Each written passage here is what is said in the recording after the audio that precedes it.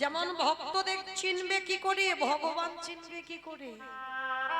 ভগবান চিনবে চরণে, আর ভক্ত চিনবে নয়নে।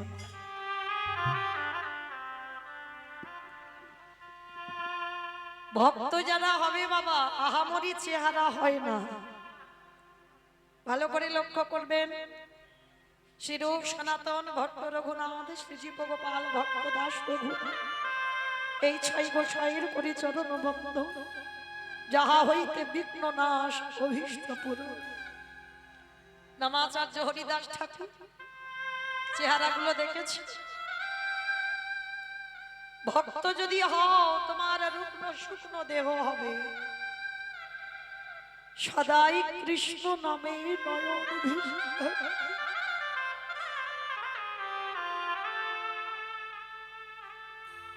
একবার কৃষ্ণ নামে যার হৃদয়টা দুলে ওঠে, ভক্ত চিনবে ভক্তির নয়নের দিকে তাকালে, যে সর্বদা কৃষ্ণ নামে ভেসে যায়। ত্রিনাদপি শরীচিন তরুরিব সহিষ্ণুনা অমানিনা মানদেন কীর্তনীয় সদা। স্বভাব হবে তৃণের মতো, গাছের মতো সহিষ্ণুতা অর্জন করতে হবে। গাছ রোদেতে দাঁড়িয়ে আছে, বৃষ্টিতে ভিজছে, তবু দেখো শক্ত হয়ে গাছ দাঁড়িয়ে আছে। একটুখানি অক্সিজেন, কোন মানুষ যদি অসুস্থ হয়, একটুখানি অক্সিজেনের দাম কত? আর ওই গাছপালা দেখো আমাদের কত কত অক্সিজেন দেয়, তবু আমরা মূর্খ জীব, আমরা সেই গাছের ডালপালা ছিটে দিই। তবু কিন্তু গাছ প্রতিবাদ করে বলে না যে আমি তোমাদের এত এত অক্সিজেন দিই, তোমরা কেন আমাকে এমন ডালপালা ছিটে দাও? বৈষ্ণবতা অর্জন করতে গেলে, ভক্ত হতে গেলে ওই ঘাসের মতো নিচু হতে হবে, আর গাছের মতো সহিষ্ণুতা অর্জন করতে হবে। কেউ যদি হাজার কটু কথা বলে যায়, তুমি তার মুখের উপরে একটা কথা বলতে পারবে না। যদি একটা গালে চর মেরে যায়, আর একটা গাল বাড়িয়ে দাও, মাথা নিচু করে অপরাধ না করেও স্বীকার করো যে আমি অপরাধ, তবেই তুমি কিঞ্চিত ভক্ত হবা, সৌভাগ্য অর্জন করবে। তাহলে ভক্ত চিনতে গেলে বাবা তার নয়নে দেখতে হবে, আর ভগবান চিনতে গেলে চরণ দর্শন করতে হবে। আমার মায়েরা বিশেষ করে একটু শুনবেন, বিষ্ণুপ্রিয়ার চরিত্র খুব দরকার। এখানে নারী সবাই, সবার চরিত্র, সবার স্বভাব, সবার চলাফেরা এক নয়। যদি নারী জীবন গঠন করতে হয়, বিষ্ণুপ্রিয়ার চরিত্র একটু পড়বে, বুঝতে পারবে একটা নারী জীবনে কতটা কষ্ট। একটা বিয়ে করেছিল নিমাই নিজের ইচ্ছাতে, লক্ষ্মীপ্রিয়া, আর বিষ্ণুপ্রিয়াকে বিয়ে করেছিল ওটা মায়ের ইচ্ছাতে। লক্ষ্মীপ্রিয়ার সর্পাঘাতে যখন মৃত্যু হলো, মার ইচ্ছাতে, মাকে দেখবে বলে বিষ্ণুপ্রিয়াকে বিয়ে করেছে। কিন্তু বিষ্ণুপ্রিয়া তো জানতো না যে তার এই সুখ বেশি দিনের জন্য নয়। যদি জানতো বাবা, তাহলে ওই গৌর রূপে নয়ন দিত না। যদি জানতো, সুরধনী গঙ্গায় জল আনতে গেল, গৌর রূপে নয়ন পড়ল, আর নয়ন পড়ে জীবন যৌবন মন প্রাণ দেহ তার চরণে সব দিয়ে চলে এলো। হাতের কলসি চলে গেল, হাতের কুম্ভ ভেসে গেল, দুটো নয়ন কুম্ভ ভরে বাড়িতে এলো। কিন্তু দেখভাল করার পর, দেখাশোনার পরে বিয়ে হলো বিষ্ণুপ্রিয়ার সঙ্গে। নিমাই যখন কৃষ্ণ প্রেমে ভাবিত হলো, আর তো সংসারে মন বসে না। দেখবেন বাবা, যারা একটু কৃষ্ণ নামে পাগল হয়, তাদের দেখলে মনে হবে একটু পাগল পাগল। তবে বাহ্যিক জগতের কোনো পাগল নয়। কৃষ্ণকে যারা ভালোবাসে দেখলেই বোঝা যাবে তাদের একটু ভাব চলাফেরা একটু পাগল পাগল মতো।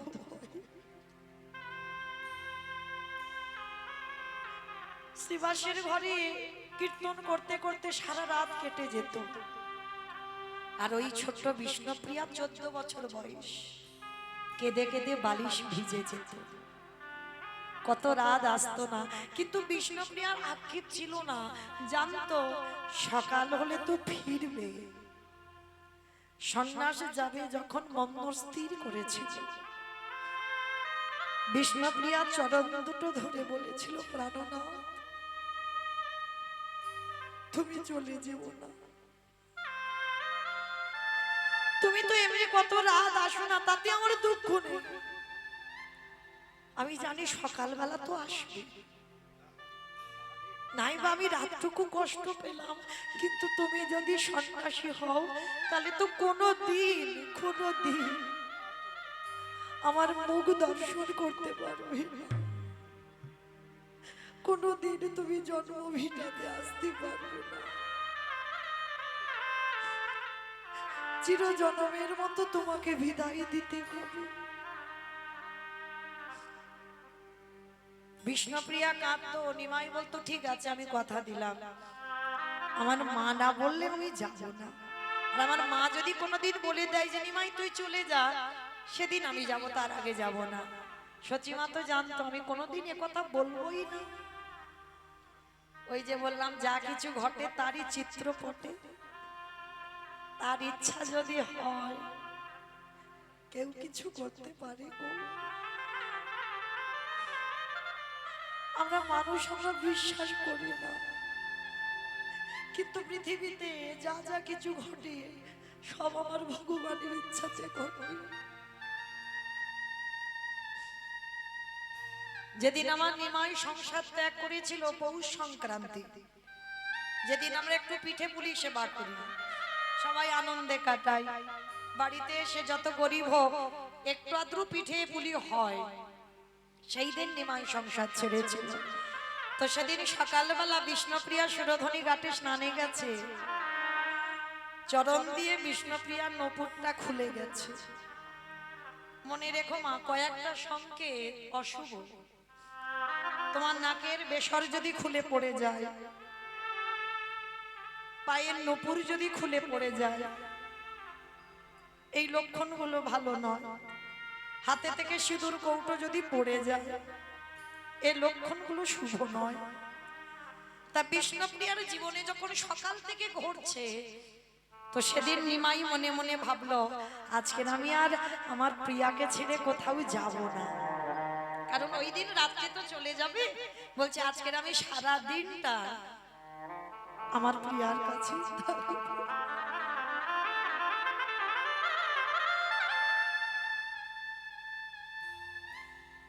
কি করে বুঝবে বিষ্ণুপ্রিয়া যে সেই রাত্রিটা তার জীবনের শেষ রাত? স্বামীর কাছে বলছে জানো প্রাণনা, সকালবেলা স্নানে গিয়ে আমার চরণের নপুরটা খুলে গেছে, মনটা ভালো নেই, মনে হচ্ছে কোনো দুর্ঘটনা হবে, আমার নাকের থেকে নাকেরটা খুলে পড়ে গেল। নিমাই জানে কি ঘটবে, তবু বলছে দূর পাগল, ওটা হতেই পারে, কাল শেগরার কাছ থেকে আমি তোমার একটা ভালো নূপুর বানিয়ে দেব, তোমার নাকেরও একটা বানিয়ে এনে দেব, তুমি চিন্তা করো না। কিন্তু প্রিয়া তুমি এত কাঁদছো কেন? জানো প্রাণনা, আমি বুঝতে পারছি আমার হৃদয়টা যে বড় খালি হয়ে যাচ্ছে,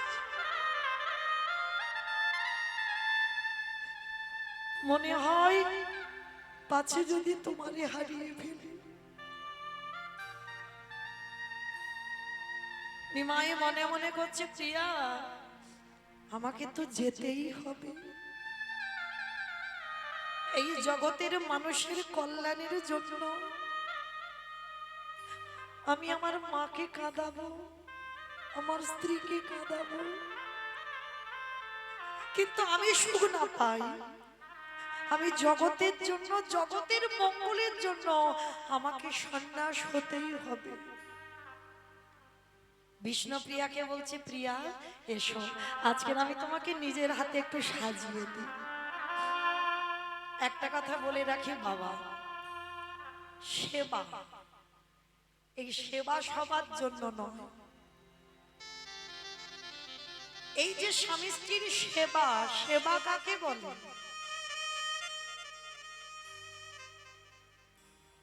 তেমন ভজনের মানুষ যে আমরা নই গো। নারী শুধু ভোগের নয়, নারী সেবার, নারী ভজনের, নারী সাধনা। চণ্ডী ঠাকুর করেছিল রামের চরণ ভজন, জয়দেব গোস্বামী করেছিল মা পদ্মাবতীর চরণ সেবা, বিল্লমঙ্গল করেছিল একজন বারবনিতা পতিতা চিন্তামণির চরণ সেবা, শ্রী শ্রী রামকৃষ্ণ পরমহংসদেব করেছিল মা চরণ শারদার চরণ সেবা, বিবেকানন্দ করেছিল নিবেদিতার চরণ সেবা। সেবা জানতে হবে, আর সেবা যারা জানে না অনেক কটু কথা বলবে, এগুলো জানতে হবে বাবা। গুরু চরণে বসে সারা রাত নিমাই বিষ্ণুপ্রিয়াকে সাজিয়ে দিল, কপালে সিঁদুর চন্দন, সিথেতে সিঁদুর, নয়নে কাজল, চরণে আলতা। নিজের হাতে নিমাই বিষ্ণুপ্রিয়ার চরণে আলতা পরিয়ে দিল। কি বাবা হবে সমাজে? পুরি বাবা স্ত্রীর পায়ে হাত দিতে নেই। যারা ভজন জানে, যারা সাধনা জানে, তাদের এগুলো বলতে লাগে না। নিমাই চরণে আলতা পরিয়ে দিল, চাপা ফুলের মালা দিয়ে খোপাতে পরিয়ে দিল, সারা রাত সাজিয়ে দিল। বিষ্ণুপ্রিয়ার নয়ন জলের হৃদয়টা ভেসে যাচ্ছে, কিন্তু ঘুমাচ্ছে না। না ঘুমালে আমি যাব কি করে? বিষ্ণুপ্রিয়া যদি না ঘুমায় তাহলে যাবে কি করে নিমা? নিদ্রা দেবীকে স্মরণ করলো, নিদ্রা দেবী তুমি এমন করে নিদ্রা দাও যেন আমি প্রিয়াকে ছেড়ে যেতে পারি। যখন নয়নে ভর করলো নিদ্রা দেবী, বিষ্ণুপ্রিয়া ভয়ে কি করেছিল জানো? নিজের আঁচলটা নিমাইয়ের ওই ধটিতে আঁচলটা বেঁধে রেখেছে যাতে চলে না যায়। ভগবানকে কি বেঁধে রাখা যায়? কেউ যদি একবার চলে যাবে মনে করে, কারো সাধ্য নয় যে তুমি ধরে রাখতে পারো। যতই বলি না কেন বাবা, ছেলে আমার, মেয়ে আমার, জায়গায় আমার, জমি আমার, বন্ধু আমার, বান্ধব আমার, সব আমার আমার। কিংবা বলি না সব আমার আমার, এ বাড়ি আমার, এ গাড়ি আমার, এ সংসার আমার, এ জায়গাটা আমার। কিন্তু ভগবান বললেন মনে রেখো ভাই, বাঁশি যদি বেজে যায় পড়ে থাকবে সরকারি খামার। তুমি এসেছো একা, তুমি যাবে একা। যেদিন এসেছিলে তোমার হাতে কিছু ছিল না, খালি হাতে এসেছো। আর যেদিন তুমি সংসার ছেড়ে চলে যাবে সেদিনও তোমার সাথে কেউ যাবে না।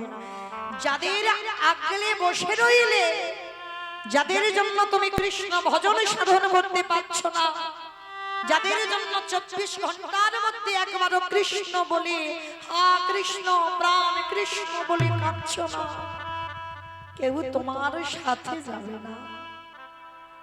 এই যে আজকের বসে আছো, কালকে যে আমরা থাকবো এই গ্যারান্টিটা বাবা কারোর জীবনে নেই। এই যে আজকের আমি গাইছি, কালকে যে আমি আমার ছেলেটার কাছে আমি বাড়িতে যাব, এই গ্যারান্টিটা আমি দিতে পারবো না। কারণ যে কোনো মুহূর্তে বাবা, বেলা 10টা হোক, সকাল 8টা হোক, বিকাল 4টে হোক, আর রাত 12টা হোক, যে কোনো টাইমে যদি ঘরের মালিক বলে ঘর ছেড়ে দে, হাজার যদি আগলে বসে থাকো, তুমি ধরে রাখতে পারবে না। তোমাকে এই মায়ার সংসার ছেড়ে যেতে হবে। তাহলে যাদের জন্য তুমি কৃষ্ণ ভজন ভুলে যাচ্ছ, সারাদিন শুধু সংসারে খেটে যাচ্ছ, কৃষ্ণ নাম করতে পারছো না, কেউ কি তোমার সাথে গেল? গেল না। তাহলে শেষের দিনে তোমার সাথে হবে কি? কর্মফল।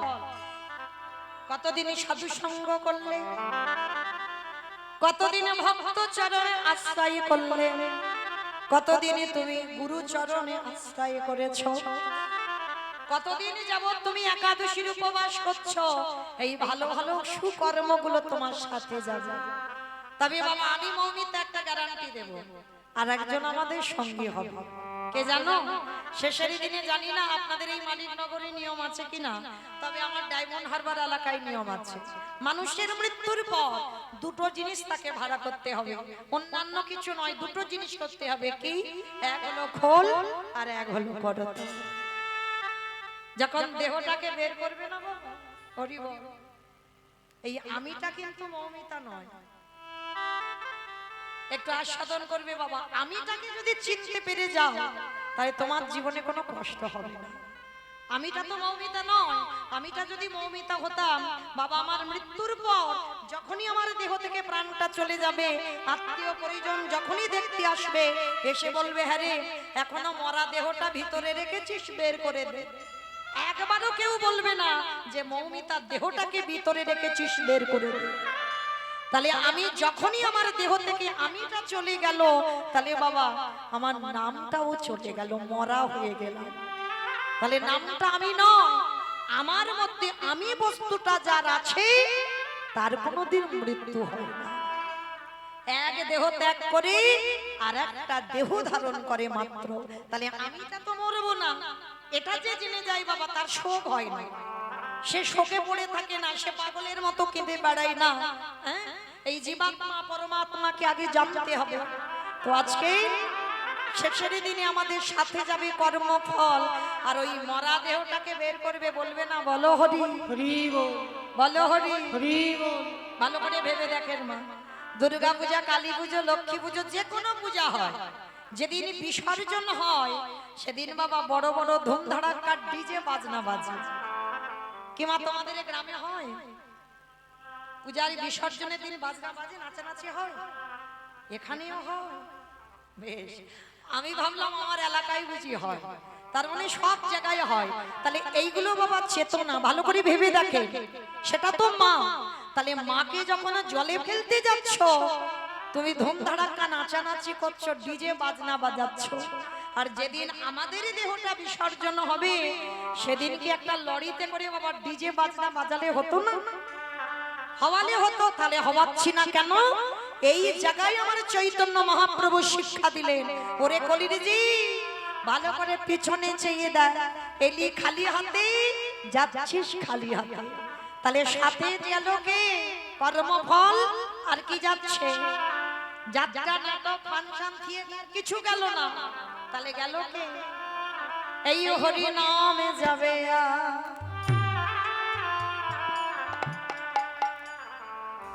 আমাদের পচা দেহ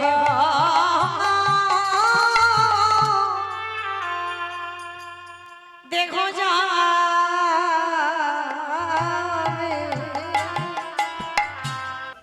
তো আজকের আমাদের আস্বাদন কি হবে বাবা আপনারা সবাই জানেন। সারা রাত্রি রাস নৃত্য প্রতিযোগিতায় প্রাণ গোবিন্দ আমার হেরে গেছে। ভালো করে চিন্তা করে দেখেন বাবা, খুব কঠিন লীলা, খুব কষ্টের লীলা। ভগবান ঘুমিয়েছে, আর সেই ভগবানকে জাগাবার দায়িত্ব বাবা আমার উপরে পড়েছে। এই মনুষ্য জীবনে, এই মনুষ্য দেহে কি সম্ভব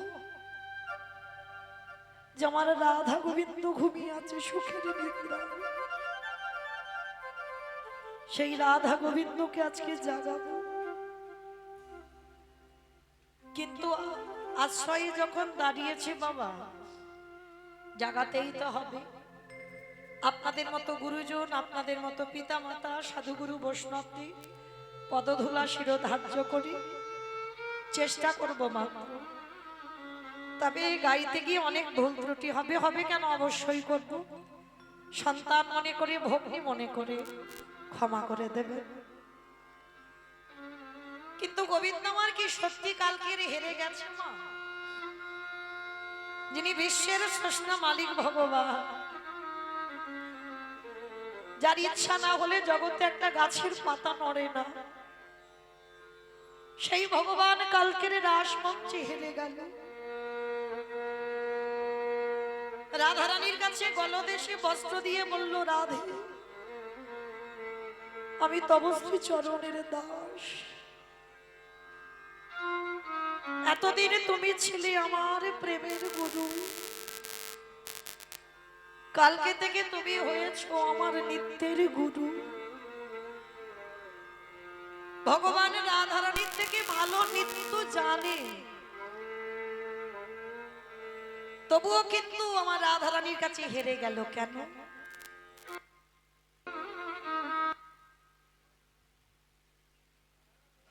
একটাই কারণে হেরেছে, কারণ এই জগতের সংসারে বাবা ভগবান সর্বদাই একটাই কথা বলে, আমা হতে নাম বড়, নাম হতে ভক্ত বড়, ভক্ত হতে ভক্তের পদধূলা আরো বড়। তাহলে এই জগতের সংসারে ভক্তের মান বাড়াবার লাগে, ভক্তকে বড় জায়গা দেবার জন্য ভগবান কাল রাত্রিবেলা নিজে থেকে হেরে গেছে। হেরে গিয়ে জগৎকে দেখালো যে জগৎ ভালো করে দেখে নাও, আজকে আমার থেকে ভক্ত কত উপরে। কারণ ভগবান বারবার বলেছে আমি ভক্ত চরণ বড় ভালোবাসি। হ্যাঁ, ভগবান এতটাই ভক্তকে ভালোবাসে, তার প্রমাণ দিয়ে গেছে বাবা মহাভারতে রাজস্বই যজ্ঞে।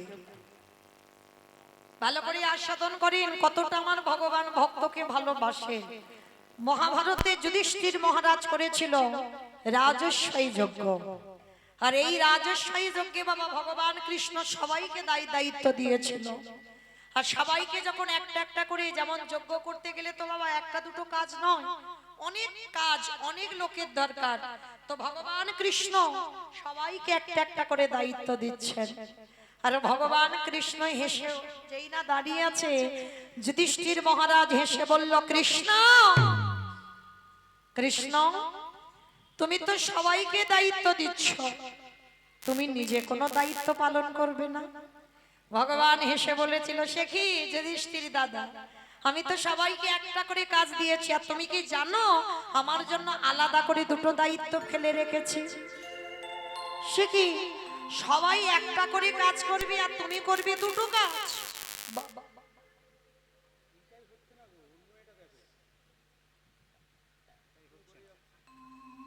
বলে হ্যাঁ আমি দুটো কাজ করব। কি কি কাজ? বলে শোনো, আমার প্রথম কাজ হবে, হরি বল, এই যজ্ঞে যত যত সাধুগুরু বৈষ্ণব আসবে, আমি কৃষ্ণ দয়াময় হয়ে সবার প্রথমে আমি নিজের হাতে তাদের চরণ যুগল ধৌত করে দেব। ভালো করে বিচার করবেন মা, শুধু কীর্তন শুনলে হবে না, একটু তলিয়ে ভিতরে যেতে হবে। ভগবান যিনি বিশ্বের স্রষ্টা মালিক ভগবান, তিনি আজকে রাজস্বই যজ্ঞে পা ধোয়ার দায়িত্বটা নিয়েছেন। শুধু পা ধোয়া নয়, আরো কাজ নিয়েছে। এই যে ভগবান শুধু পা ধোয়াচ্ছে না, আর একটা কাজ কি করলো না, যত যত ভক্ত এসে বাবা প্রসাদ পেয়েছিল, আমার কৃষ্ণ দয়াময় ওই প্রসাদের পাত্রগুলো নিজের হাতে তুলে নর্দমায় ফেলেছিল। কিন্তু এখানে আমাদের প্রশ্ন, ভগবান হয়ে বাবা তিনি পা ধোয়াচ্ছে কেন? কি বাবা, ভগবান তো সাধারণ কোনো মানুষ নয়, সে মনে করলে একটা সেকেন্ডে পৃথিবীটাকে লয় প্রলয় করে দিতে পারে। তাহলে সেই ভগবান আজকের পা ধোয়ার দায়িত্বটা নিয়েছে কেন? এমনি এমনি পা ধোয়ালো না বাবা। কেন পা ধোয়ালো জানো? যুগ ধর্ম প্রবর্তক নাম সংকীর্তন, চারি ভাব ভক্তি দিয়া নাচাই ভুবন, আপনি ভক্ত ভাব করি অঙ্গীকার, আপনি না করলে ধর্ম জীবের শিখানো না যায়, আপনি আচরি ধর্ম জীবের শিখাই, এই তো সিদ্ধান্ত গীতা ভাগবতে গাই।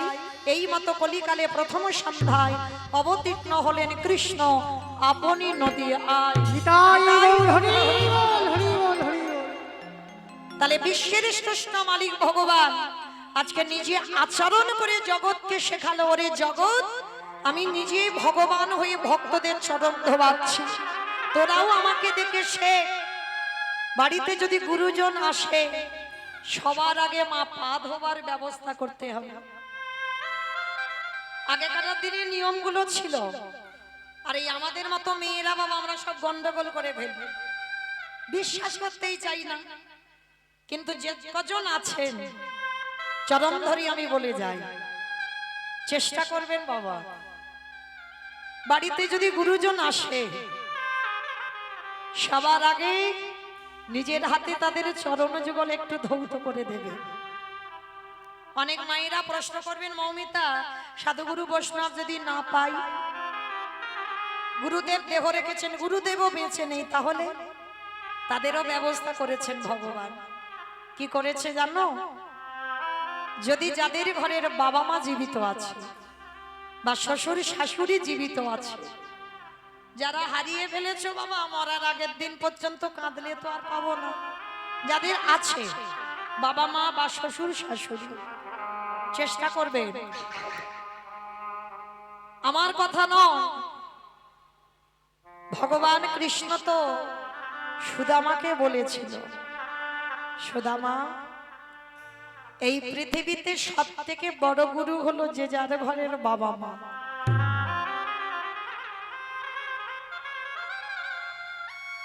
তারপরে গুরু হলো শিক্ষা গুরু, দীক্ষা গুরু, তারপরে গুরু হলাম আমি ভগবান। কই একবারও তো আমার কৃষ্ণ বলেনি সবার আগে আমি বড় গুরু? বাবা যে বড় হয় সে কোনোদিন মাথা তুলে বলে না আমি বড়। সমাজ যদি তাকে বলে বড় তো বড়। আর দেখবেন বাবা বড় যদি হতে চাও সবার আগে বাবা ভক্ত পদতলে লুটিয়ে যায়। তো আজকে সেই বিশ্বের স্রষ্টা মালিক ভগবান সুদামাকে বলেছিল পৃথিবীর মাটিতে সব থেকে বড় গুরু হলো যে যার ঘরের বাবা মা। আমার কথা নয়, আমার কথা বিশ্বাস করতে হবে না, যেতে হবে না নবদ্বীপ, যেতে হবে না বৃন্দাবন, হরিদ্বার, দক্ষিণ ভারত, পশ্চিম ভারত, কুম্ভ মেলায় কোথাও যেতে হবে না। একবার জীবিত ভগবানকে বছর অন্তর সেবা করো। আর জীবিত ভগবান যে কথা বলতে পারে, যে খেতে পারে, তাকে সেবা করো। মাটির মূর্তি সেবা করো, পাথরের মূর্তি সেবা করো, পিতলের মূর্তি সেবা করো, ভালো ভালো খেতে দাও, খায় না, কথা বলে না, তাকে তুমি সেবা করছো। বছরান্তর দুর্গা পূজা, কালী পুজো সব পুজো করছো, ওই জীবিত ভগবানকে বছরান্তর একবার পূজা করো। এটা মনুষ্য জীবনে কর্তব্য বাবা, যে বছর অন্তর একবার বাবা মাকে আসনে বসাও। আমরা হিন্দু ধর্মের মানুষ, সনাতন ধর্মের মানুষ, বাবা মার চরণ যুগল ধৌত করে, বাবা মার চরণে একটু পুষ্প নিবেদন করে, বাবা মাকে প্রণাম করে, একটু নিজের হাতে বছর অন্তর একবার যত্ন করে বাবা মাকে খাইয়ে দাও। যদি তোমার চরিত্র এমন হয়, ভগবান বলছে তাকে কোথাও যেতে হবে না, তাকে কৃষ্ণ বলতে হবে না, আমি কৃষ্ণ দয়াময়, সারা জীবন সেই ভক্তের দরজায় বন্দী হয়ে যায়। তাই বাবুর প্রেমানন্দে করিব। তাই তো আমার ভগবান কৃষ্ণ রাজস্বই যজ্ঞে আজকের পা ধোয়ার কাজটা করছে। কেন? নিজে আচরি ধর্ম জীবেরই শিক্ষা, সবাইকে চৈতন্য দান করছে ভগবান। শুধু পা ধোয়ালো না, আর একটা কাজ, ভক্তরা প্রসাদ পেয়েছে। যেমন কালকে কত ভক্ত প্রসাদ পাচ্ছে, কত অন্ন ব্যঞ্জন তৈরি হয়েছে, জানি না বাবা কারা পাতাগুলো গুড়িয়েছে। যদি তাদের কানে যায় আমার এই আওয়াজ, যারা ওই এঁঠো পাতাগুলো গুড়িয়েছে তারা নিজেরা জানে না কি অমূল্য সম্পদ তারা কাল পেয়েছে। কারণ আমার ভগবান কৃষ্ণ ওই কর্মটা রাজস্বই যজ্ঞে করেছিল। শুধু পাতাগুলো ফেলেনি, আরো একটা কাজ করেছিল। যেখানে পাতাগুলো ফেলছে না, ভক্তরা প্রসাদ পেয়েছে, এঁঠোগুলো পাতাতে লেগে আছে। কৃষ্ণ দয়াময় আড়ালে গিয়ে ওই পাতা থেকে এঁঠো তুলে কৃষ্ণ আমার সারা গায়ে মাখছে। তুঝে ভক্তে তাই গৌর হরি বল হরি বল। ভালোবাসতে জানি না তাই তো ভগবান পাই না। যেদিন প্রহ্লাদের ওই মুখে মা বিষের নাড়ু তুলে দিল, যখন কারাগারের মা যেখানে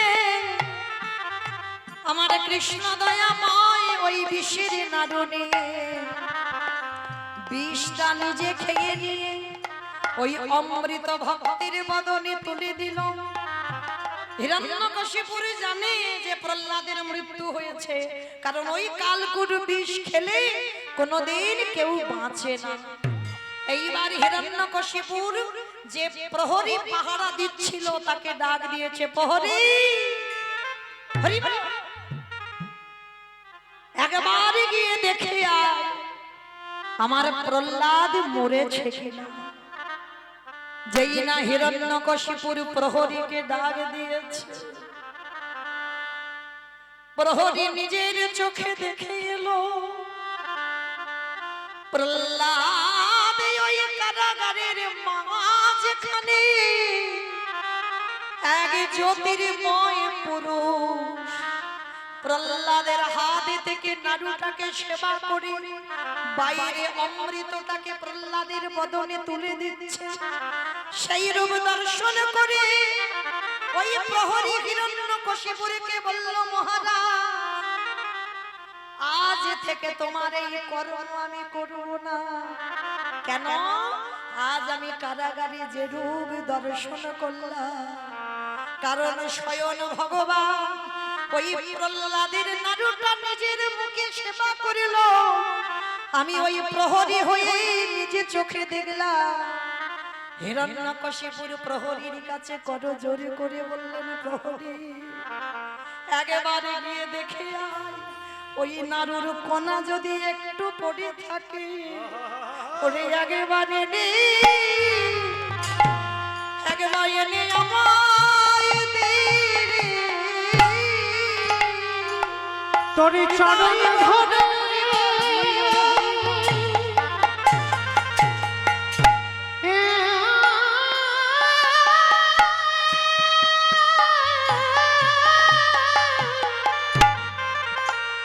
তোর চরণ ধরে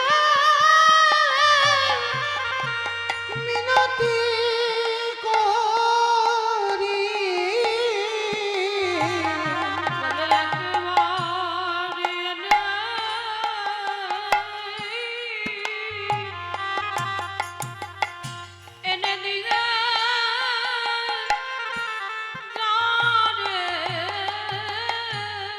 হিরণ্যকশিপুরে কাঁদে আর বলে, প্রহ্লাদের ভক্তির বদনে উচ্ছিষ্ট প্রসাদে যদি আমি একটু সেবা করি, আমার অসুর জনম ধন্য হবে। তাই বলল, হরি বল হরি বল।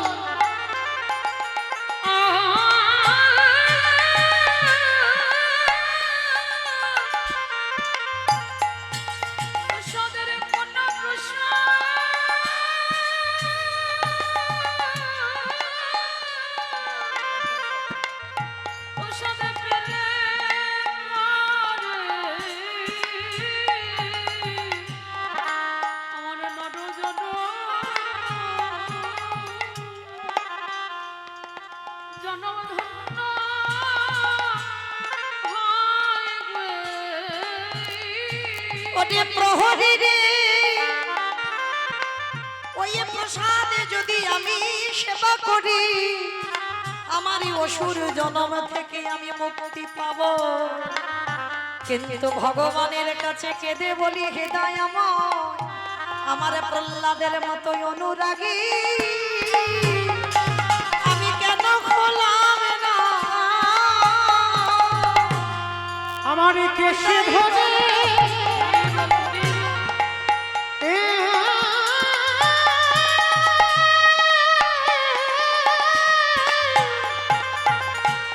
আমার কেশে ধরে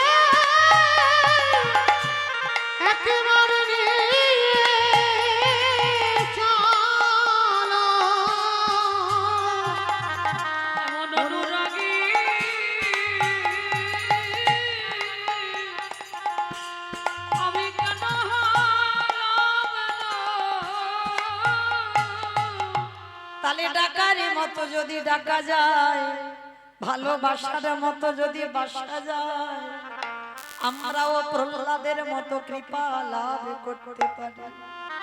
তাই ভক্ত বাৎসল্য ভগবান ওই ভক্তের এঠোগুলো যখনই গায়ে মাখে, যুধিষ্ঠির মহারাজ ছুটে এসেছে, কৃষ্ণ ভক্তদের পা ধোয়াচ্ছিস মেনে নেওয়া যায়, ভক্তদের এঁঠোগুলো মাখছিস এটা কেন করছিস? ওদের পা ধোয়াচ্ছিস ঠিক আছে, এঁঠো পরিষ্কার করছিস ঠিক আছে, কিন্তু এঁঠোগুলো মাখছিস কেন কৃষ্ণ? ভগবান হেসে বলল, যুধিষ্ঠির দাদাকে, দাদা গো, এই জগতে সবাই তো অপরাধ করে, সবার পাপের বিচার আমি স্বয়ং ভগবান করি। দাদা সবাই পাপী, আর আমি কি জানো? বলি আমি হলাম দাদা মহা পাপী। জগতে সবার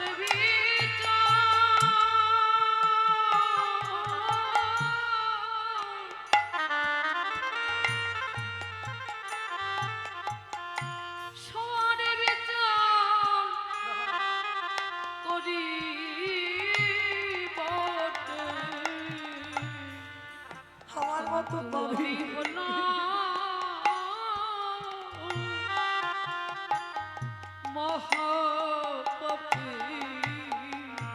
যুধিষ্ঠির মহারাজ বলছে, কৃষ্ণ তুমি কি এমন পাপ করেছো? বলে, জানো দাদা, পাপটা তো বৃন্দাবনে কৃষ্ণ অবতারই করি নাই। তাহলে কবে করেছিলে? ত্রেতা যুগে রামচন্দ্রের অবতারে, যেদিন রাম অবতারে 14 বৎসরের জন্য বনবাসী হলো। হরি বল। বাবা একজন দাস ছিল, কে গো? হনুমান, তাই না? এইটা হনুমানের মৃত্যু উপলক্ষে অনুষ্ঠানটা হয়। বেশ, তাহলে তো একটু বলতেই হয় বাবা। এই হনুমান দাস কিন্তু রামচন্দ্রের প্রথম ছিল না, হনুমান দাস ছিল বাবা সুগ্রীবে। ভালো করে যারা রামায়ণ পড়বেন, রামায়ণ জ্ঞানী, ভালো করে দেখবেন, রামচন্দ্রের দাস নয়, সুগ্রীবের দাস ছিল। হ্যাঁ, তাহলে সুগ্রীব পাঠিয়েছিল রামচন্দ্রকে দেখভাল করবার জন্য। হ্যাঁ, যেমন কালকের আমার কীর্তনে যারা ডোনেট করেছে, যারা সাহায্য করেছেন কালকের আমার উত্তর গোষ্ঠ, তারা তো আমার এই দেশের কাজে লেগেছে, দেশ রক্ষার জন্য তারা লেগেছে। ঠিক সেই রকম রামচন্দ্রকে রক্ষা করবার জন্য সুগ্রীব হনুমানকে পাঠিয়েছিল রামচন্দ্রের কাছে। তাহলে হিসাবে রামচন্দ্রের দাস নয়, পরে দাস হয়েছে হিসাবে বাবা হনুমান সুগ্রীবের দাস ছিল, সুগ্রীবের কাছে কর্ম করত। আর সুগ্রীব পাঠিয়েছিল রামচন্দ্রকে, মানে সব সময় সুরক্ষিত করবার জন্য হনুমানকে দায়িত্ব দিয়েছিল। সেই হনুমান 14 বছর পর যখন রামচন্দ্র ফিরে আসবে, হনুমানকে বলেছিল, হনুমান তুমি কি চাও আমার কাছে? ভক্তের লক্ষণ দেখেন মা, ভক্ত কোনোদিন নিজের জন্য কিছু চায় না, কোনোদিন চাইবে না। যে ভক্ত হবে বাবা, সে কোনোদিন বলবে না আমি ভালো থাকি। হ্যাঁ, যে ভক্ত হবে সে প্রণাম করতে গেলে ভগবানের কাছে একটাই কথা বলবে, প্রভু তুমি সবাইকে ভালো রেখো। সবাই মানে পৃথিবীর সকলকে ভালো রেখো, সে আমার শত্রু হোক আর আমার মিত্র হোক। যারা ভক্ত হবে তাদের মুখে প্রথমে এই কথাটা আসবে। আপনাদেরও বলে যায় যে নিজে ভালো থাকবো, নিজের পরিবার ভালো থাকবে না। যে জগতের জন্য কাঁদে, যার হৃদয় জগতে সবার জন্য কাঁদে, তবেই তুমি মানুষ। তার রামচন্দ্র যেই না বলেছে, হনুমান আমি তো অযোধ্যায় ফিরে যাব, 14 বছর হয়ে গেলে তুমি কিছু তো চাও। হনুমান কেঁদে বলেছিল, হে রাম দয়াময়, যদি একান্ত তোমার কিছু দিতেই হয়, বলো কি চাও? তুমি একবার আমার মাকে দর্শন দাও। সন্তান কেমন হওয়া উচিত দেখেন বাবা, হনুমানের কাছ থেকে শিখে নেন। বলছে আমার মাকে দেখা দাও। আমার মা অঞ্জনা বসে বসে কাঁদে, কারণ হনুমান যখন রামচন্দ্রের সেবক হলো তারপর থেকে অঞ্জনা মার সঙ্গে সাক্ষাৎ হয়নি। অঞ্জনা মা কেঁদে কেঁদে একেবারে অন্ধ, চোখে দেখতে পাই না। আজকের হনুমান বলল তাহলে কৃপা যদি করতে হয় তুমি আমার মাকে কৃপা করো। বেশ হনুমান, তোমার কথা শিরোধার্য, আমি তোমার মাকেই কৃপা করব। রামচন্দ্র অঞ্জনা মার কাছে গেছে, অঞ্জনা মার কাছে গিয়ে ডাকছে মা। অঞ্জনা মা তো চোখে দেখতে পাই না, চারিদিকে হাঁচা করে আসছে কে কে আমায় মা বলে ডাকলো। এমন হৃদয়ে জুড়ানো মা ডাকতো কোনোদিন আমায় কেউ ডাকেনি। কে রে বাবা তুই? রামচন্দ্র গিয়ে একেবারে সষ্টঙ্গে অঞ্জনা মার চরণে রামচন্দ্রের মাথা। ভালো করে দেখেন মা যিনি বিশ্বের শ্রেষ্ঠ মালিক ভগবান, তার মাথাটা পড়েছে অঞ্জনা মা একটা বানরীর চরণে। যেই না মাথাটা পড়ল, পরশ মনের পরশে যদি লোহা সোনা হয়ে যায়, আরে আমার গোবিন্দ পরশে না জানি জগতে কি না হয়। অঞ্জনা মায়া মা ওই রামচন্দ্রের সর্বঙ্গে হাত বুলায়ে বলে উঠল হেরে বাবা বলে বলা মা হনুমান এলি কিনা।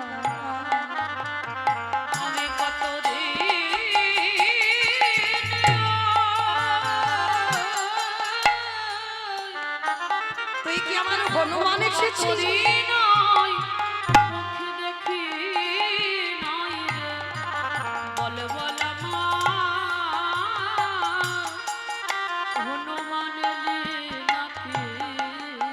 কিন্তু ওরে খোকারে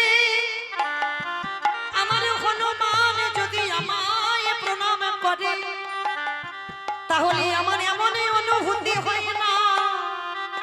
সত্যি করে বল তুই কে? হনুমান পাশে ছিল মা। মা একটা কথা বলি, আমি তোমার হনুমান।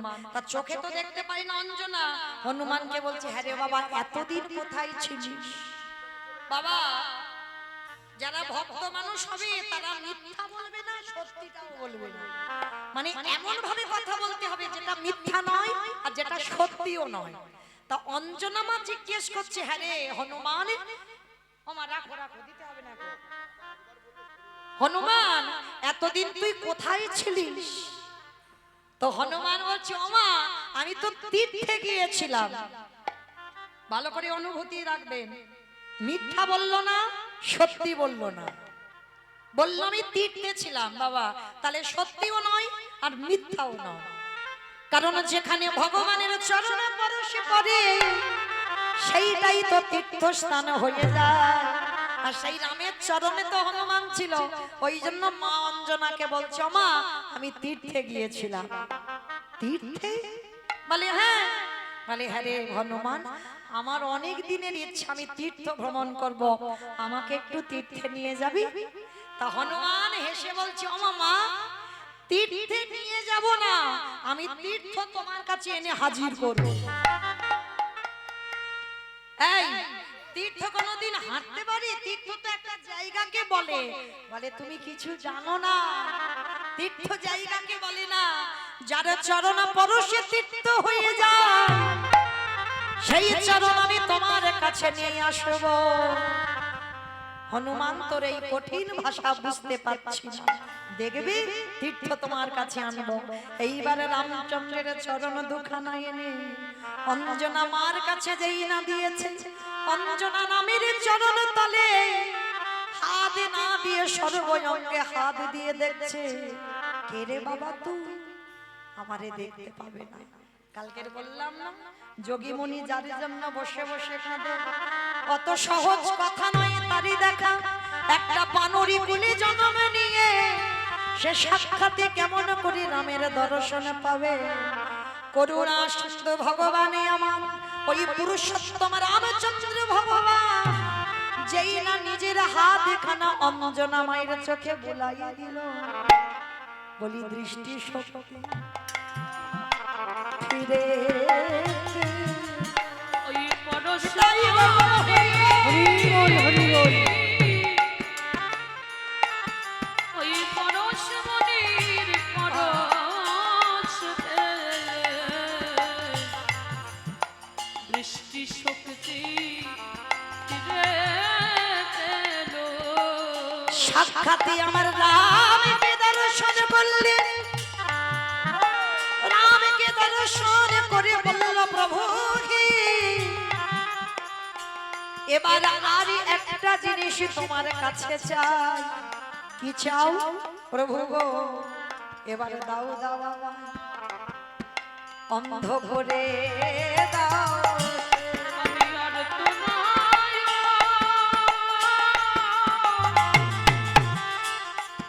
আমি আর তো নয়ন চাই না প্রভু,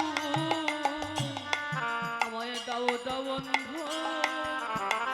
করে দাও। রামচন্দ্র বললেন মা, তুমি তো সবে দৃষ্টিটা পেলে আবার অন্ধ হতে চাইছো কেন? ওরে রামের যে নয়নে একেবারে প্রভুর চরণ দর্শন হয়ে যায়, সেই নয়নে আর বাচ্চাকে জগতের কিছু দেখতে ভালো লাগে না। তাই আমি আর জগতের কিছু দেখতে চাই না।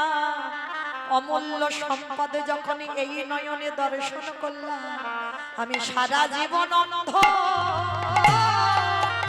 হয়ে থাকবো। হরি আমি আর তো নয়ন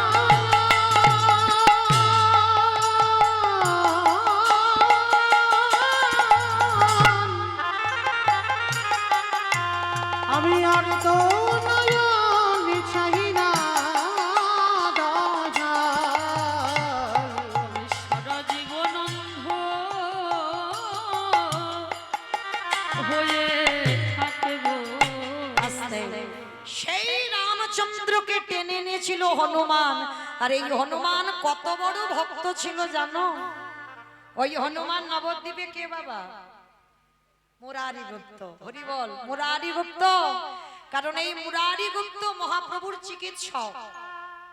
মানে আমাদের যেমন দেখবেন ধরাবাঁধা একটা করে ডাক্তার থাকে না, মহাপ্রভুর একটা ডাক্তার ছিল যিনি হচ্ছেন মুরারি গুপ্ত।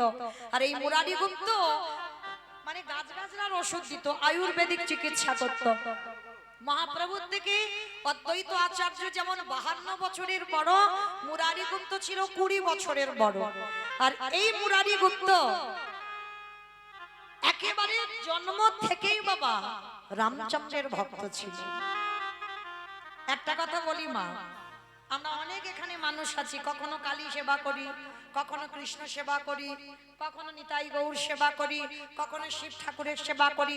মানে যখন যেটা মনে হয় আমরা তখনই সেটা সেবা করি। ওটা নয়, ভালো যদি বাঁচতে হয় একজনকে ভালোবাসো, 10 জনের ভালোবাসা এটা ভালোবাসা বলেন। হ্যাঁ, ভালো একজনকে বাঁচতে হয়, সেটা মুরারি গুপ্ত শিখিয়েছে। তা এই নিমাই তো ছোটবেলা থেকে বাবা একেবারে নাস্তিক, মানে বৈষ্ণবদের সহ্যই করতে পারতো না। হ্যাঁ, যদি বৈষ্ণবরা হরিনাম করতে করতে রাস্তা দিয়ে যেত, ওই নিমাই কি করতো জানো? তাদের পিছন থেকে ওই পিছনের কাঁচাটা টান দিয়ে খুলে দিত। মানে বৈষ্ণবরা যদি হরিনাম করতো, ওই ছোট্ট নিমাই এত দুষ্ট ছিল, ওই গুরুজনদের গায়ে বাবা প্রস্রাব পর্যন্ত করে দেয়। মানে এত বদমাশ ছিল। কৃষ্ণ ভক্ত তো তখন হলো যখন বাবার জন্য গয়ায় পিণ্ডদান করতে গেল ঈশ্বরপুরীর কাছে, যখনই দীক্ষা মন্ত্রটা নিল, তারপরেই তো কৃষ্ণ প্রেমে বিভোর। যখন গয়া থেকে ফিরে এলো নবদ্বীপে, সে নিমাই আর সে নিমাই নয়, একেবারে অন্য ধরনের নিমাই, সর্বদা কৃষ্ণ নামে কাঁদে দীক্ষা নেবার পর আর গয়া থেকে ফিরবার পর। তার আগে নয়, তার আগে আমার নিমাই মুরারি গুপ্তকে একদিন প্রশ্ন করেছিল, মুরারি, আচ্ছা সবাই তো আমাকে সম্মান করে, তুমি করো না কেন? হ্যাঁ, বলে নিমাই আমি সম্মান করি না। কে বলেছে? বলে শোনো, আমি তোমার ভিতরের খবর সব জানি। তুমি বাইরে একরকম আর ভিতরে একরকম, আমি কি বুঝি না মনে করেছো? কারণ মুরারি তখন বুঝতে পারেনি যে নিমাই ভগবান। যেই না বলেছে বাইরে একরকম আর ভিতরে একরকম, কারণ বাইরে হরিনাম করতো ঠিক মুরারি, কিন্তু ভিতরে তো আমার রামচন্দ্রের সেবক, রাম ছাড়া কিছু জানতো না। ওই জন্য যেই না নিমাই বলেছে তুমি বাইরে এক আর ভিতরে এক, সঙ্গে সঙ্গে মুরারির মনটা কেঁপে উঠেছে। এ ছেলে জানলো কি করে? আমি ভিতরে যে কাকে সেবা করি সেটা আমি ছাড়া তো কেউ জানে না, এ বেটা জানলো কি করে? তাহলে তো একদিন জানতেই হয়। এ কি করে জানলো আমার খোলের খবর? জানতে হয়। যখন বাবা গয়া থেকে ফিরে এসে উন্মাদ হলো, তখন তো বুঝতে পেরেছিল নিমাই হলো কৃষ্ণ। তা আজকে সবাই নিমাইকে ভগবান রূপে প্রণাম করে, কিন্তু মুরারি গুপ্ত কোনোদিন করে না। 20 বছরের বড় বলে নয়, যেমন অদ্বৈত আচার্য তো 52 বছরের বড়, তবু প্রণাম করে নিমাইকে। কেন? নিমাই ভগবান, বিশ্বের স্রষ্টা মালিক, সবাই নবদ্বীপে প্রণাম করে, কিন্তু মুরারি গুপ্ত একদিনের জন্য প্রণাম করে। একদিন আমার নিমাই প্রশ্ন করেছিল, মুরারি সবাই প্রণাম করে, তুমি তো কোনোদিন আমাকে প্রণাম করো না। মুরারি কত জোর করে বলল, হে দয়াময়, একান্ত যদি আমার প্রণাম তুমি গ্রহণ করতে চাও, তাহলে ওই রূপে দাঁড়ালে হবে না, তুমি একবার রাম হয়ে দাঁড়াও দেখি। তাই গৌর হরি ওই রূপে ভালোবাসি রাম হয়ে দাঁড়াও দেখি। তো মহাপ্রভু তো চমকে উঠেছে, মুরারি আমি কলিযুগে নিমাই, আমি রাম হব কি করে? ঠিক আছে, হবে না তো তাহলে আমার প্রণাম তুমি পাবে না। দয়াময়, এই দেহ মন প্রাণে জীবন যৌবন আমি রামের চরণে অর্পণ করলাম, আর একবারে যদি দেহ কারোর প্রতি সমর্পিত হয়ে যায়, আরে যে আমি এই দেহ কাউকে দুটো হাত দিয়ে প্রণাম করতে পারি না, কারণ এ প্রণাম আমার রামের জন্য, এ প্রণাম আমি তোমাকে করতে পারি না। সেই নিমাই মুরারি গুপ্তর বাড়িতে গিয়ে বলল, মুরারি গো, তোমার প্রেমে ভালোবাসায় আমি বড় সন্তুষ্ট হলাম, তাই আমি কথা দিলাম ওই মুরারির ঘরের সামনে যেই না বেদির উপরে আমার মহাপ্রভু দাঁড়িয়েছে, মুরারি চরণ তলে বসেছে, যতক্ষণ না তুমি আমার তীর ধনুক নিয়ে দাঁড়াবে ততক্ষণ আমি প্রণাম করব না। এইবার ভক্ত বাৎসল্য ভগবান ভক্তের ওই আর্তনাদ সইতে না পেরে ওই মুরারি গুপ্তের দরজার সামনে আমার ভগবান তেমন ভাবে আজ দাঁড়াইলো। হরি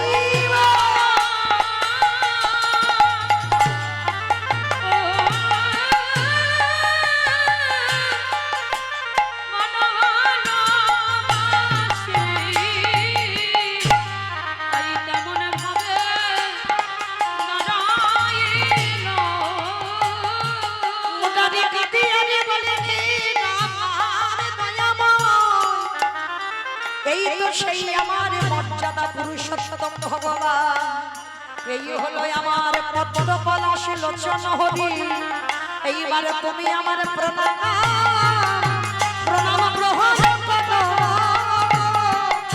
তাই গৌর হরি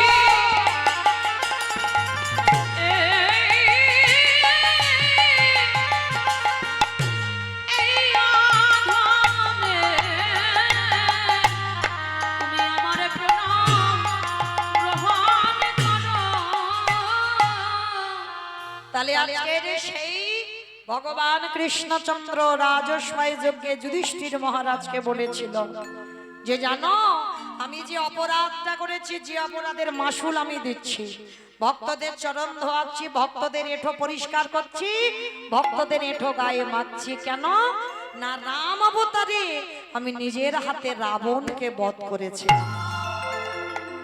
আর রাবণকে বধ করে আমার দেহের মাথা থেকে পায়ের নখ পর্যন্ত পাপী হয়ে গেল, আর সেই পাপ ধোবার জন্য রাজস্বই যজ্ঞে কৃষ্ণ অবতারী ভক্তদের চরণ ধোবাচ্ছে। তাহলে মায়েরা এইটুকু যারা আমরা শুনলাম, যারা বুঝলাম, কি বুঝলাম? ভগবানও অপরাধ করে আর আমরা তো তুচ্ছ বাবা, আমরা করবো না, পাপ ফেললেই পাপ।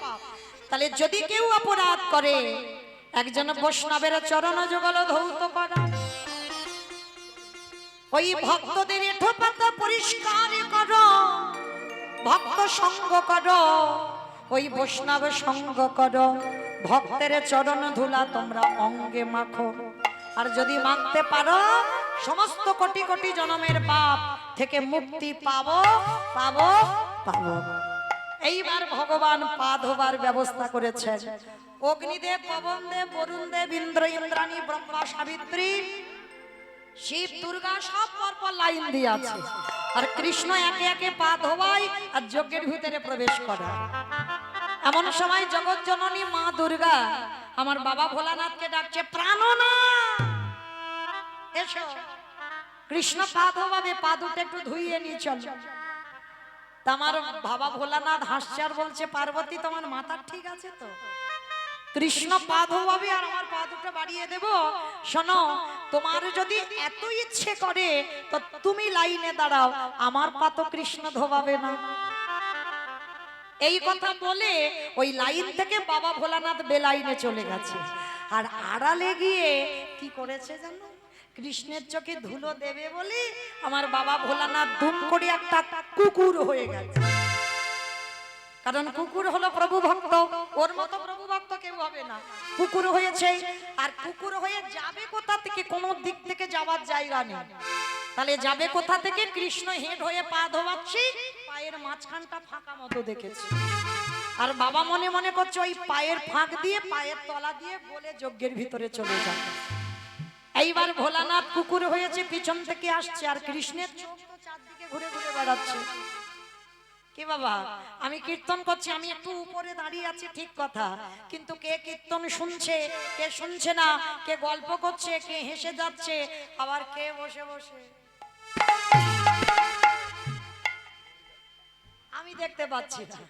কিন্তু মা, আমি দেখতে না পেলে কি হবে? যে বেটা ওই সিংহাসনে বাঁশিটা বাজাচ্ছে,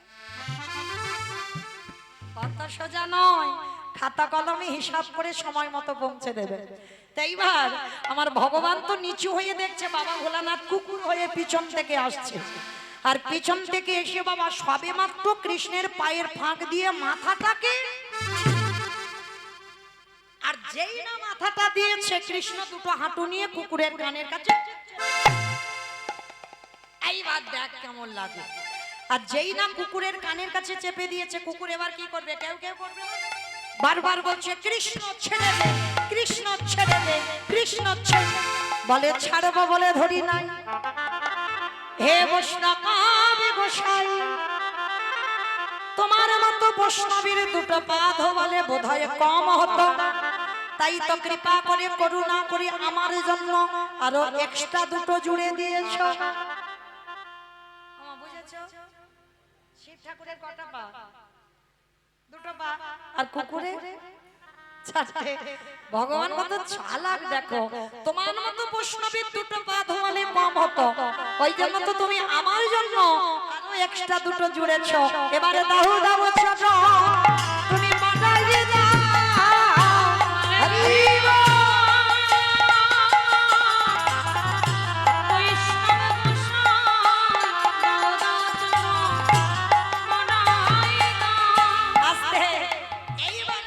দড়ি নিয়ে কুকুরটাকে বেঁধেছে, বাঁধলে কি হবে? কুকুরের চারটে পা শুধু ছটফট করছে। ভগবান বলে এবার পায়ের ব্যবস্থা করতে হবে, দাঁড়া। মোটা দড়ি নিয়ে কুকুরটাকে বেঁধেছে, আর যত বাঁধে শুধু ছটফট করে। ভগবান বলে দাঁড়া। এইবার চারটে পা এক জায়গায় বেঁধে দিয়েছে, আর যেই না চারটে পা এক জায়গায় বেঁধে দেওয়া, আর কিছু করতে পারবে? সবার পা ধোয়াচ্ছে কৃষ্ণ ঘটিতে করে জল দিয়ে। আর কুকুর রূপী বৈষ্ণবের বেলা কি করেছে জানো? একটা কথা বলে যাই মা চরণ ধরে, যে যার পারে কর্ম করো, তোমার কর্ম যেন ভুল না হয়। বৈষ্ণব বৈষ্ণবের কর্ম করবে, তুমি তোমার কর্ম করবে, কিন্তু ভুল করে একটা অপরাধ যেন করে না ফেলা হয়। বৈষ্ণবের বাড়িতে যদি হয় ক্ষুদ্র অপরাধ, মহা মহা ভজনেতে পড়ে যাই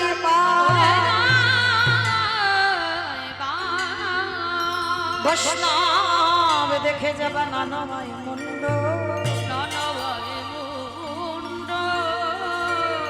তারি মুন্ড পড়ে যায় নরকের কুণ্ড। বৈষ্ণব অপরাধ করে যাবা গঙ্গা স্নানে যায়, পতিত পাবনী গঙ্গা তারে দূরে সরে যায়।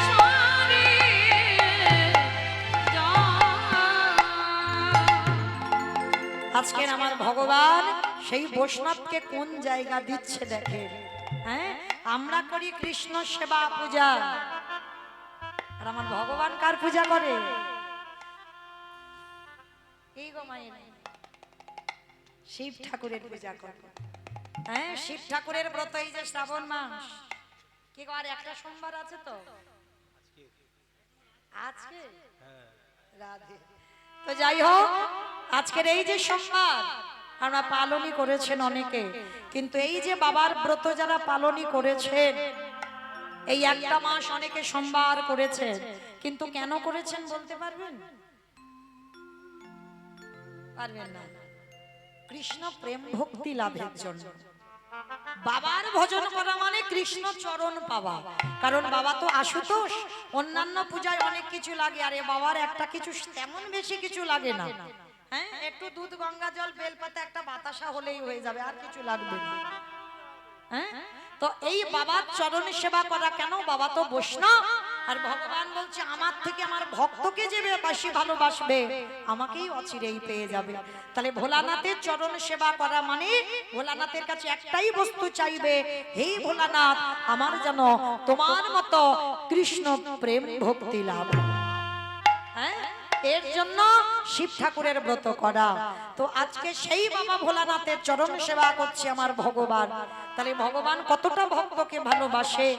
আর যখন ভগবান সবার পা ধোয়াচ্ছে ঘটিতে করে জল দিয়ে, আর ভোলানাথ রূপী কুকুরে চারটে চরণ বুকে নিয়ে কৃষ্ণের চোখের জলে চরণ ধোয়াচ্ছে, সেই সময় ভোলানাথ রূপী কুকুর বলল, কৃষ্ণ আগত কলিযুগে আমি কথা দিলাম আমি আর শিব রূপ হয়ে যাব না। কি হব? আমি হব অদ্বৈত আচার্য মশাই। তুই আমার কৃষ্ণ নয়, তুই হবি নদিয়ার নিমাই চাঁদ। 12 বছর তুলসী ভাষায় আমি যখন তোকে আহ্বান করব, তুই নদিয়ার মাটিতে নামবি, আমি শান্তিপুরে থেকে তোর সঙ্গে দেখা করতে যাব। আর এই যে রাজস্বাই যজ্ঞে তোর চোখের জল কুকুরের পায়ে পড়ল, এই কুকুর তোর কাছে ঋণী হয়ে গেল। এই ঋণ কলিযুগে শোধ করব। যেদিন তুই নিমাই হবি, যেদিন আমি অদ্বৈত আচার্য হব, যেদিন 12 বছর পর তোর সঙ্গে আমার সাক্ষাৎ হবে, তোর থেকে আমি 52 বছরের বড় হব, যেদিন দুজনে প্রথম মুখোমুখি হব, ওরে এমনি করে চাচা আমি ধোবাইব।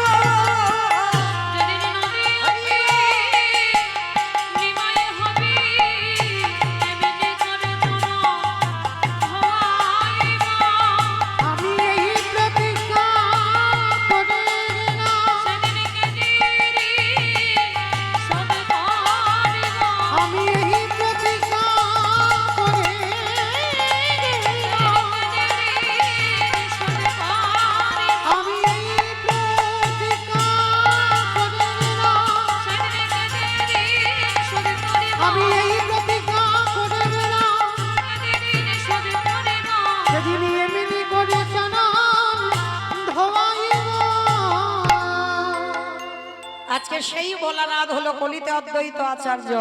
তাহলে ভগবান জগৎকে শেখালো আমি প্রকৃত ভক্ত বড় ভালোবাসি। আমি ভক্তের অন্য কিছু চাই না, আমি ভক্ত বড় ভালোবাসি। আর সেই ভগবান নদিয়ার মাটিতে শয়নে আছেন। শ্রীবাস অঙ্গনে সারা রাত্রি কীর্তন করেছেন, আর করে বাবা একটু ভোর ভোর হব সেই সময় শয়ন করেছেন।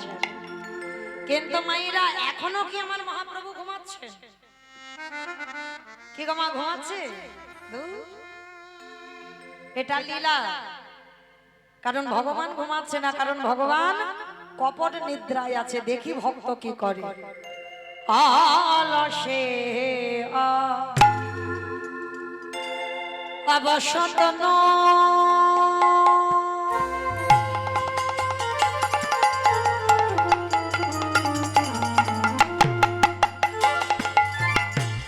আমার গোটা নট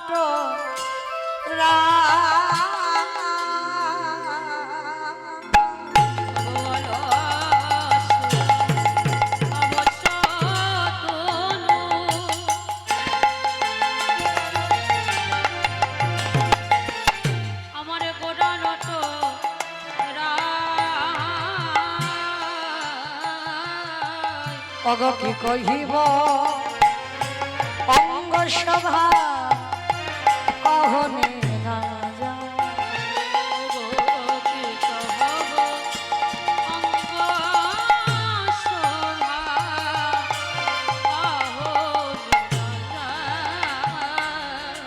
অগ মেঘের রবি বিজুরি কি মা গোটায়া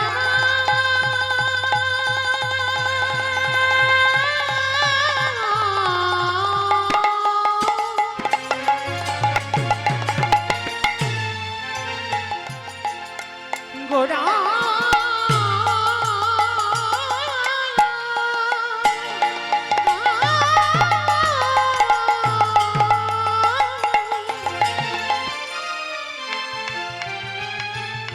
রানী গোড়া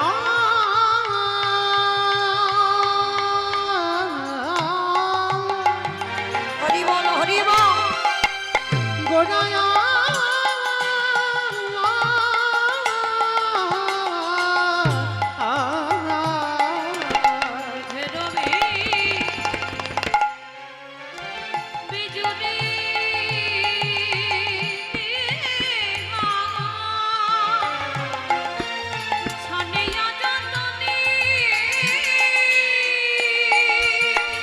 কত সুধা দিয়া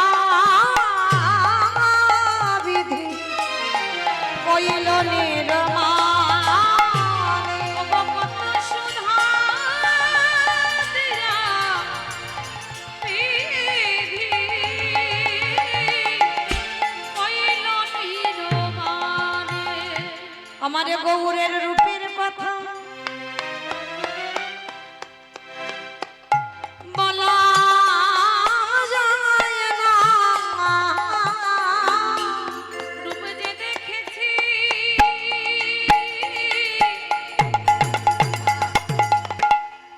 সেই তো জানে। গৌরের রূপে কথা বলা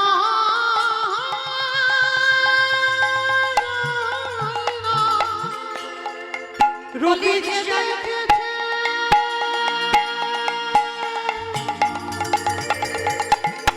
সেই তো জানে। বলি যাই রে লীলা বলি হারি যা। দেখেছি সেই তো জানে। ওই রূপে ভুবন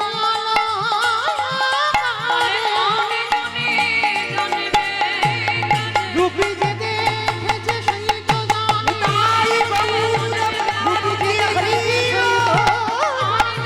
জানবে কেনে রূপের কথা বলা যায় না। কত সুধালিয়া বিধি কইল নির্মাণে। আগে কত সুধা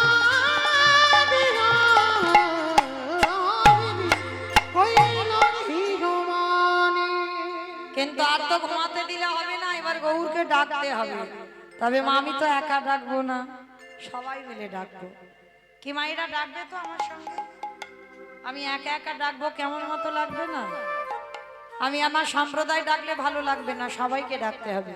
কই একটু উলুধ্বনি দাও তো দেখি একবার। ওঠো ওঠো গোরা চাঁদ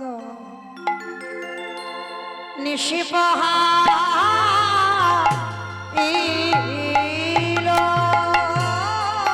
ওঠো ওঠো নিশি পোহাইলো।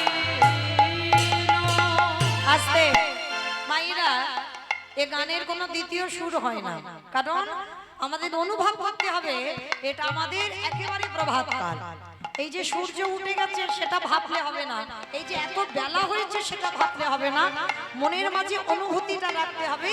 সবে সকাল হয়েছে, নদিয়ার ভক্তরা সবাই আমার গৌরকে ডাকছে, তা সকালবেলা প্রভাতী সুর যেমন হয় সেটা আমাদের অনুভূতিতে রাখতে হবে। ওঠো ওঠো গোদা নিশিপহাইলো।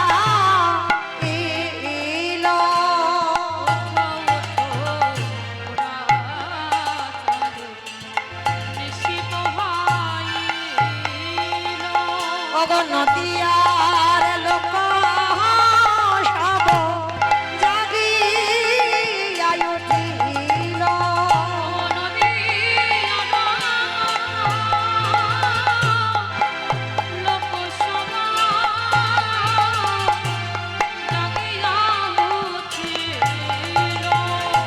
উঠো উঠো গোরা চাঁদ নিশি পোহাইলো। ময়ূর ময়ূরী রাম আহার কোকিলের ধ্বনি। ময়ূর ময়ূরী রাম কত সুখে নিদ্রা যাওকে গৌরী গুণমণি।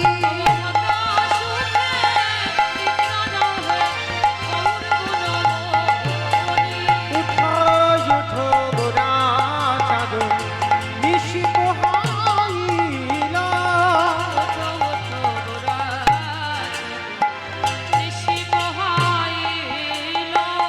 অরু নয়নয়া ভেলা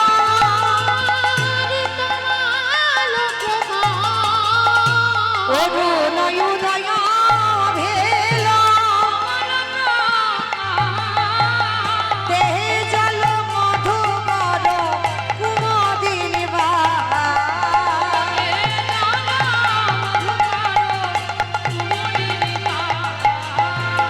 ওঠো ওঠো গোরা চাঁদ নিশি পোহাইলো।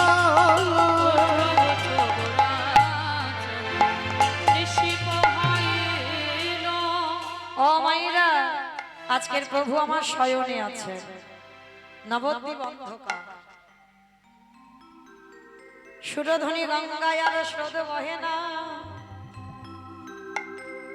গাছের ডালে কোকিল কোকিলা কেহ বারে গুনগুন রবি গান করে না।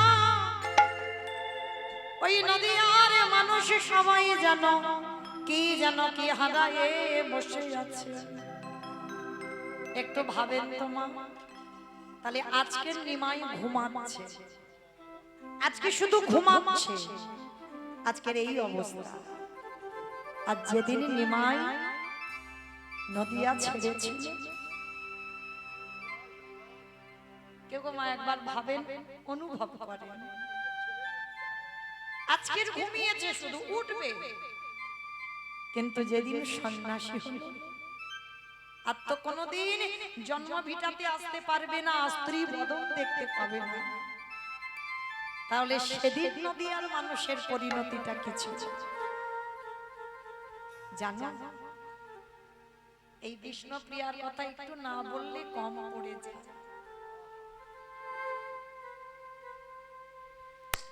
বড় করুণাময়ী, বড় কৃপাময়ী, নিমাই সন্ন্যাসী যাওয়ার আগে কত রাত ঘরে আসতো না, কত রাত। যদি কেউ যাবে মনে করে তাহলে তুমি পারবে না ধরে রাখতে। ওই জন্য ভাবুকরা কি বলছে জানো, চলে যাই যদি বাঁধন ছিঁড়ে কাঁদিস কেন মন?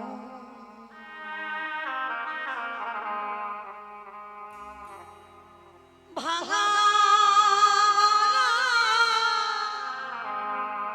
এ সংসারে আছে সর্বক্ষণ। চলে যাই যদি বাঁধন ছিঁড়ে কাঁদিস না রে মন। ভাঙা গড়া এ সংসারে আছে সর্বক্ষণ। ওরে ভাঙা গড়া এ সংসারে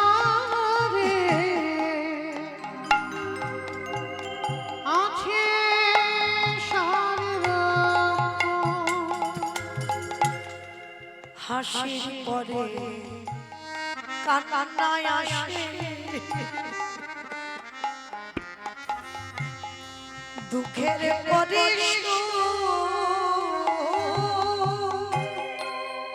আধার রাতে পার যেত দেখবি আলো।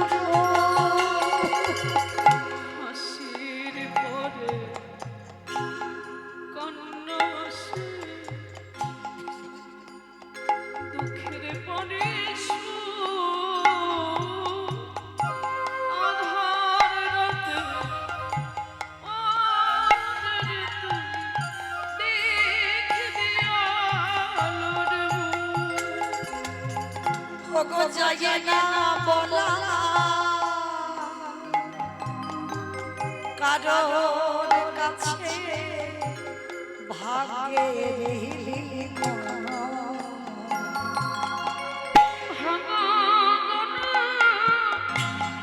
এ সংসারে আছে সর্বক্ষণ।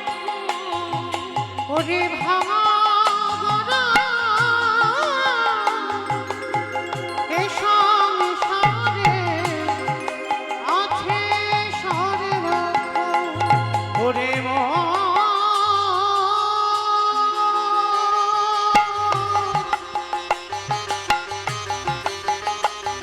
পাগলে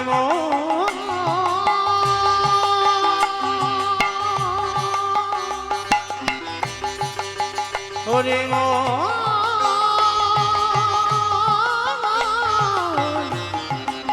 ওরে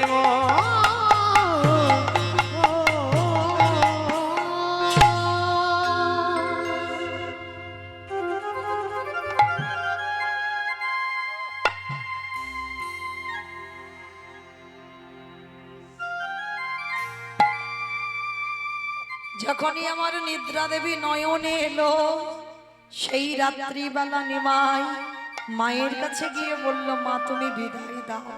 নিমাইয়ের কণ্ঠ ছিল কোকিলের মতো, মনে করলো কোকিল ডাকছে, বলে উঠলো, ব্রজের কোকিল তুই ব্রজে যা। আর কেনই বা মা বলল, চির জনমের মতো নিমাই সন্ন্যাস নিল। মা জানে না। সকাল হলো, ভোরের কোকিল ডাকলো, দেখে না বিষ্ণুপ্রিয়ার দরজা বন্ধ, ডাকছে, বৌমা আমার নিমাইকে ডেকে দাও, ডেকে দাও আমার নিমাইকে। কাকে ডাকবে? বারবার যখন শাশুড়ি মা দরজা ধাক্কা দিচ্ছে, বিষ্ণুপ্রিয়া দরজাটা খুলে একেবারে আছাড় খেয়ে শাশুড়ি মার চরণে নিতাই বাবুর প্রেমানন্দে হরি বল।